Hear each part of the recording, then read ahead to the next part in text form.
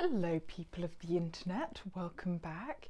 In this video I'm talking about how I live as healthily as possible with as little effort as possible, because I'm a bit lazy and I'm also profoundly deaf and on the autistic spectrum, so when I'm relatively busy I get really tired, so I can't do anything that's like too much effort. I'm also super disorganized, so I need simple. I'm going to split this into 3 sections. So the first section is going to be about body hygiene, health, that sort of thing. Second section is going to be about my food, like what I eat. And then the third section is going to be like general lifestyle tips. First of all, I'd like to clarify, I am not a doctor, I am not a medical professional. This is only like what I do. This isn't a recommendation for what I think everyone else should do, but maybe people will find this helpful anyway. So let's get into it. First thing about looking after my body, I think your skin is super important to look after, and your hair as well, obviously. More your skin, because your hair will grow back. You don't need hair to be healthy and alive, but your skin, that's kind of important to not die or dehydrate to death. I don't know what would happen if you didn't have skin, but I look after my skin. I'm a big believer in not going crazy. Sometimes you see people on the internet with their 10-step skincare routine that costs about £200. I am like not doing that. I use everything by this brand, QV. I just get it on Amazon. I think it's hard to get in other parts of the world, but I'm in the UK and it's really easy to get.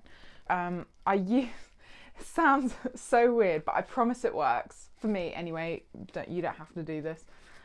They do this bath oil, and it's just liquid paraffin and something that makes it easy to wash off. And I use this to take off makeup and sun cream. I just rub it on my face and then I like rinse it off with water, and then I follow that with their gentle wash, which you can use on your face. You can use this all over your body. All of this you can use all over your body. I do use just a normal bar of soap for my body because it's a bit cheaper than this. This is about £5 for this bottle, so it's not like insanely expensive. I'm just really cheap. And then after that, after I've washed my face with that, while my face is still wet, if my skin's really dry, because it's the winter at the moment, it kind of is, I have this pure vegetable glycerin and I'll put that on my face, and then after that I'll put on this, again, QV skin lotion. Don't use this QV stuff if you smoke, because it literally has a warning on it. It's really flammable. So if you're going to be near naked flames, don't use this, but I like it. Obviously you don't have to do what I do. If it's in the day, then I use a sunscreen. I actually forgot to get that out, but it's like the Cetaphil like daily moisturizer that has factor 50 sunscreen in it. So I use that like in the morning all over my face, and then throughout the day, if I can be bothered and remember, you're supposed to reapply sunscreen, but I don't always, because as I've said, I am lazy and disorganized. But if I need to reapply it throughout the day, I also have this like spray from Garnier. It's the Over Makeup Super UV. It looks like that, and again it's factor 50, and you just spray it all over your face. And then on my lips I use this Sunsense lip balm with SPF 50 as well, so I just reapply that throughout the day. I'm good at reapplying lip balm because my lips get dry, but like sunscreen the rest of my face, I'm not great at reapplying that. And then on my body I just use this Vaseline moisturizer stuff, and that works fine. And also when I go out, I always wear sunglasses because it protects your eyes, and especially because I'm deaf, my eyes are very important. I don't want to mess up my eyes. So that's kind of all I do for skincare. And then at night I do kind of the same thing but without the sunscreen, and I use this retinol cream from the Inky list instead of sunscreen, and that's the only other thing I do. I'll go on to food now. Okay, so for food, I'm not awful at cooking, I just don't like cooking. So I am really lazy with food. What I do for my actual dinner meals, I normally don't eat breakfast because I don't really get hungry in the morning, so I just don't bother usually. Or if I do, I'll normally just have toast and like Marmite, if you're interested.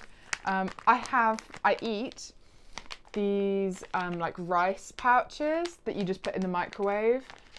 Most supermarkets do these. This one's from Asda, but most supermarkets do them. I usually try and get the whole grain rice if they have it, but they didn't have it yesterday when I went to Asda, so I just got the white rice, but it's fine.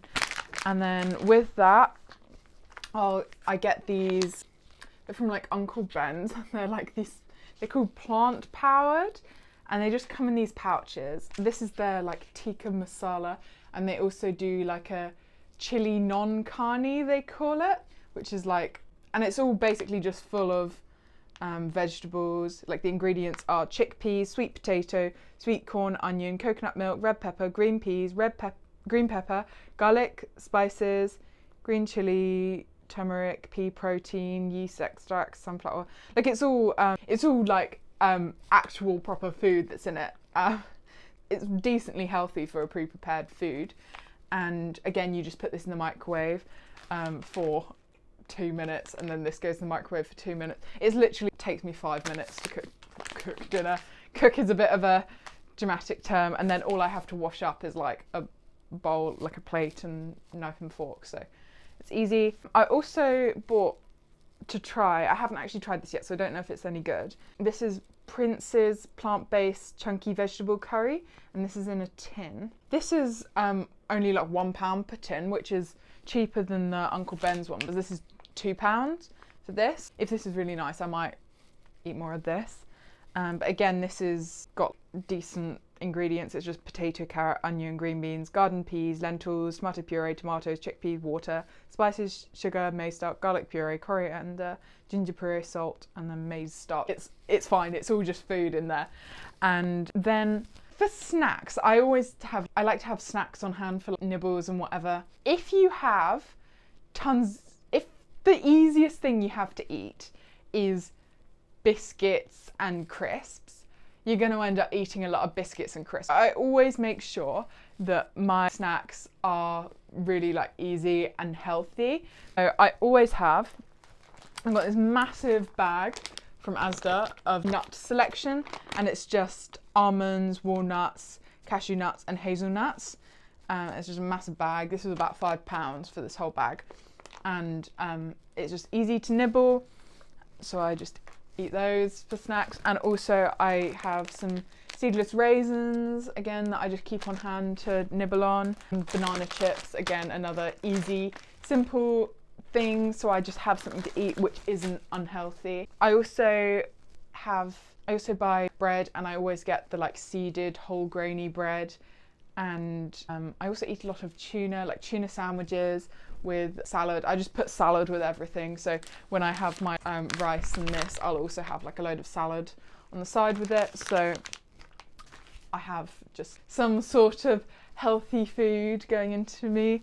I also get these Hartley's jelly pots that are like 10 calories, so if I just want something like sweet and unhealthy-ish, I'll eat those, and they're not that expensive or anything, and they're vegetarian as well, so if that's something that's important to you, they're vegetarian jelly and they're nice. So my general lifestyle tips, I am not someone that loves exercise, so in order for me to do exercise, it has to be really easy and quick.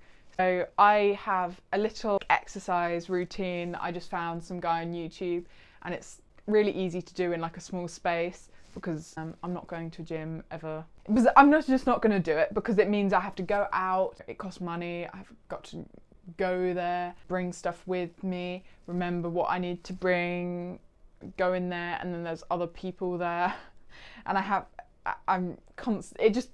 I'm just not going to do it because it's too much effort.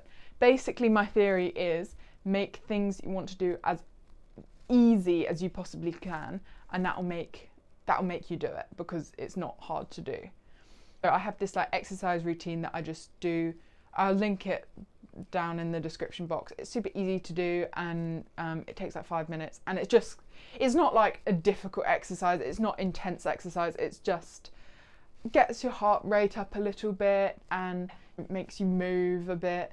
I also try and make sure that I just leave the house, well, flat every day, and like go for a walk, go out, get some fresh air. I don't know if there's any scientific benefit for that, but it gets you moving a bit. If you walk quickly, it gets your heart rate up, and that can only be good for you. So I just do that.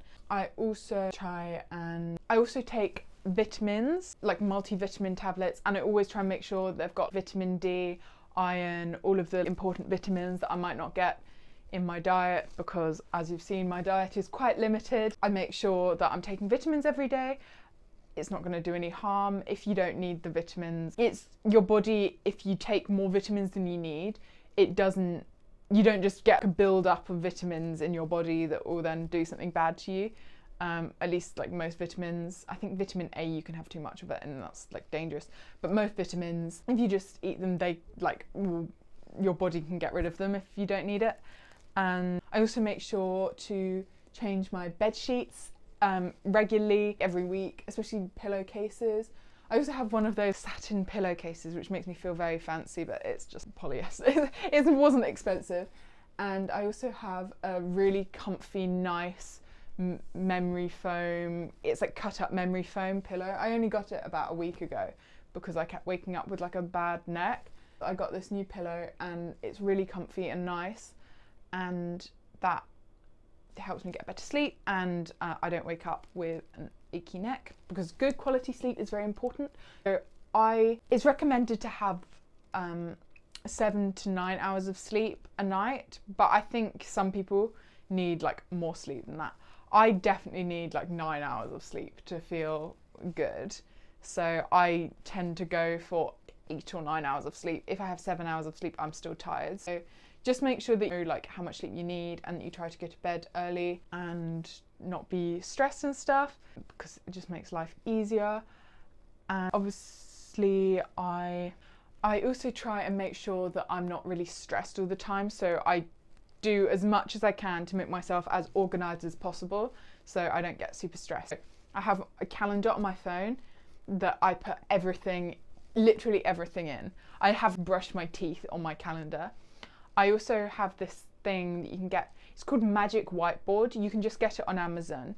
It's basically, it comes in a big roll of whiteboard material, and it doesn't have an adhesive on it. It uses static electricity to cling to any wall or flat surface. So I have a couple of those just around my room.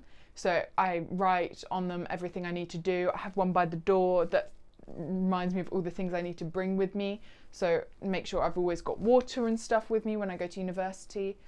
Another thing that I think is really important to do is make sure you drink a lot of water. I personally don't feel like there are always apps and stuff that will remind you to drink water and stuff. I personally don't feel like those are that helpful for me. If I have water with me, I will just drink that water. I think as long as you just keep a bottle of water next to you at all times, you will then just drink water. If it's effort to get water, you're not going to drink as much water. That's kind of how as long as you've just got it next to you, you will then naturally just drink it. Like, your body knows when you're thirsty. How would humans have survived if they just wouldn't realise they were thirsty and then just dehydrate to death? The same with food. If you eat food when you're hungry and you eat enough so that you're not hungry anymore, then you're gonna be fine. Sometimes I think people can get a bit over the top with how much effort and stuff they put into stuff, and how I spend £200 on diet supplements and all this, where I think that's a bit much. Just be sensible, make sure you're taking your health into consideration, but you don't have to go completely mental, I don't think. Another thing I also do is I make sure that I regularly clean all my room. make sure there's no dust or anything. I don't think I'm like actually allergic to dust, but it's just that constant like irritation of things in the air. I just don't feel like it's very good for you if you have like tons of dust and like dirt and stuff around you. Both like physically, I think dust can be quite like irritating to your breathing and your eyes, but also at the same time mentally it doesn't feel good if you're living somewhere that's dirty. Always make sure I have like my window open in my room. Obviously I close it when it's really cold, but make sure I have my window open for about an hour a day at least, let air flow through.